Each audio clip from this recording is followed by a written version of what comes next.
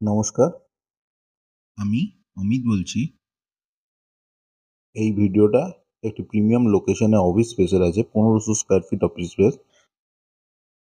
আপনারা দেখতেই পাচ্ছেন, ফুল ফার্নিশ আছে, পার্কিং অ্যাভেলেবেল আছে। আর এছাড়াও যদি এটার সম্পর্কে আরও কিছু জানতে চান, ডিটেলস